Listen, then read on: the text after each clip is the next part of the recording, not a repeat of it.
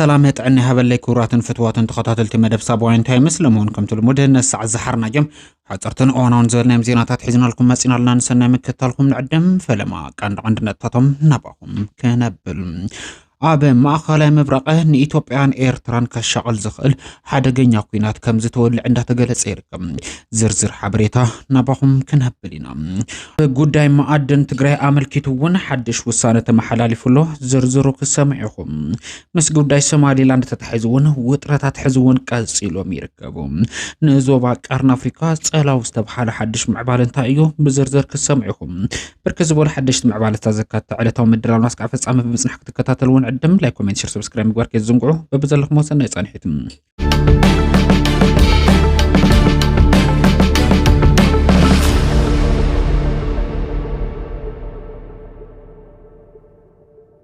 بسنك حصرات مقبن مدحانيتن أبا ماخل معقبي سالك لخا 100 تمزابلتي كم زموتو تحبيرو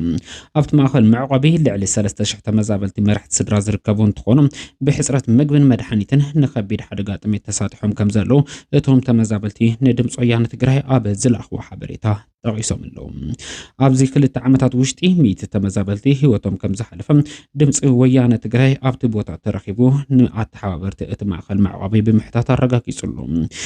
زترفه حزبي مليو عصرو كيصنت حصص حجز كجبرلو صوعو اتم تمزابلتي اتزلق مفتح جرانا بمربتنا ماليسكمنا حارسنا على سالسنا كنعنقل هوتنا كنترفي قبلو تصوع ملو قبل دمص ويانا تجري ابز قدام عملكيتو بزرقو حبريتا دقيسلهم بعل سلاسة الرئة بكتما شرندا سلاسة باستفرالي حيمانتاون محابراون لمعاتاون نطفتات تسانيو بزل على الدمكات مخبار زغل نطفتات يتصافف كمزلو تقليصو از استقلصه ابا زوريا مخبار عامتاو بعل سلاسة الرئة ملكيتو لوم 21 تحساس كل 2018 عامة مرت باقوزات راغز ابا زيتو خابه غازيطاو مغلصيو بعل سلاسة الرئة لبزبن ابا كتما شرندا سلاسة بعل سلاسة الرئة نسلامن حدنتن بزبل مري حساب باستفرالي مدلاوات تسامبيلو بزل على دمكات كخبر مخانو تطقيسلو اتي بوانانت بمتحبار من محدار كتما شرندا سلاسن محبر جبار سناي سلاسة طرن زخبر عامتاو بعل عوت بزخونه አገባብ ነخሳለጥ ምድላዋት ይጻፈፍ ከምዘሎ አበዝቶ ሀበ ሐበራዊ ጋዜጣው መግለጽ ተረከቡ ሊቀ ጳጳስ ሀገረ ስብከት ዞባ ሰሜን ምዕራብ ትግራይ ብፁዕ አቡነ ጴጥሮስን አካሄድ ስራሕ እት ሀገረ ስብከት ንብረድ ተስፋ ወልድን ገሊጾምሎ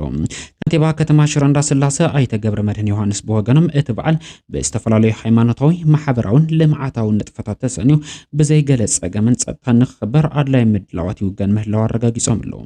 አቦንበር ማህበር ገበር ሰናይ ስላሴ ጥሪ አይተዘነበ ሐድሽ ብግድዮም እትበዓል ሰላማውን ዕውትን በዝኾነ አገባብ ንخبር ዘተፈላላዩ ኮሚቴታት ተጣይሾም አበ ተግባራው መንቀሳቀስ ከም ዝርከቡ አረድዮምሎ አፍታ ዓመታዊ ክብረ በዓል ካብ ውሽጥ ዓድን ወፃን ዝመጹ ብርከት ዝበሉ አጋይሽ ክርከቡ ተጽቢስ ዝግበር ኮይኑ ንቁጠባዊ ማህበራዊ መንቀሳቀስ እታ ከተማ ዘጠናኽሩ መርሃ ግብራት ከም ዝካየዱ ወን አብትስቶ ሀበ ጋዜጣው መግለጺ ተጠቂሱሎ ምሕደራ ፍቃድን ዘተፈላላዩ ክፍልታት ስራሕት ማዕድን ሙሐሰ አበ ዝወፀ ዝተመሓይሸ ደንብ አመልኪቱ አበ ከተማ ሽረንዳ ስላሴ ሕሎም ማዓንቲ መድረኽ ተሳሊጡ አብቲ ዘተ ምክትል ፕሬዝዳንት ግዚያዊ ምምሕዳር ትግራይ አይተ አማኑኤል አሰፋ አበ ዓውደ ማዕድን ዝተዋፈሩ አካላት ለዓዶት አመራርሓ መንግስት አመራርሓ ወረዳታትን ዞባታትን ከም ዝተረኸቡ ክፍለት ተኻይሉሎ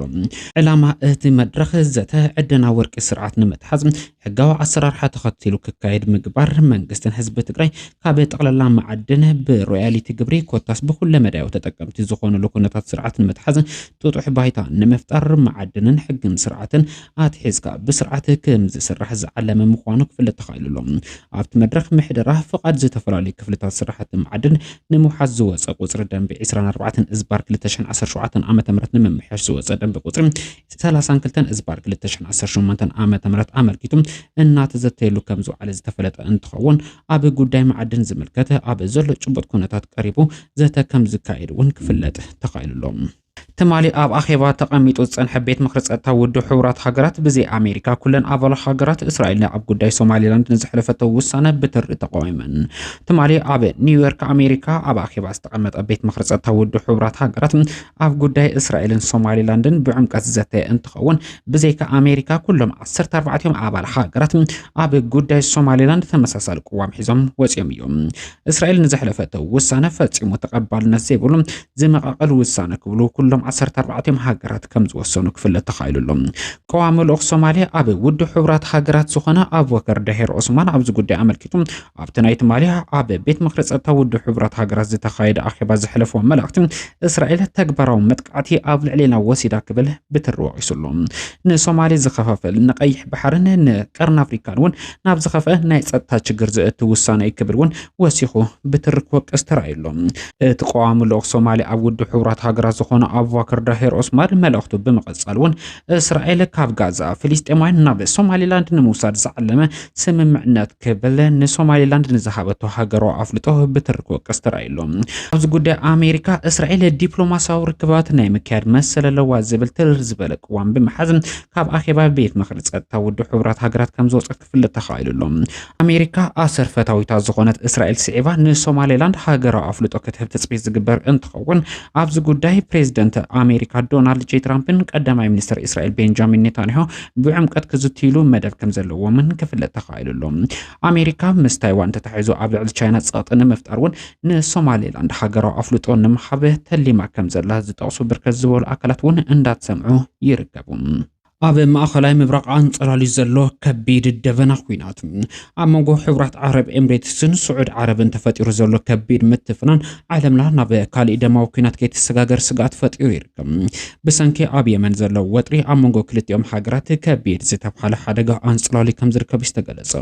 ክልቲአን ሃገራት ኣብ ቀርን ኣፍሪካ ዘለወን ረብሐ ንምሕላው ክብሎም እቲ ሓንቲ ብኢትዮጵያ እቲ ሓንቲ ብኣንፈት ኤርትራ ተሰሊፈን ኣብ ከቢድ ወጥሪ ከም ዘለዋ ዝፍለጥ እዩ ሕቡራት ዓረብ ኤምሬትስ ንኢትዮጵያ በመደጋፍ እትፍለጥ ሃገርን ትትከውን ስዑድ ዓረብ ድማ ኣብ ጎኒ መንግስቲ ኤርትራ ምዃና ንጹር ኮይኑ ጸኒሑ እዩ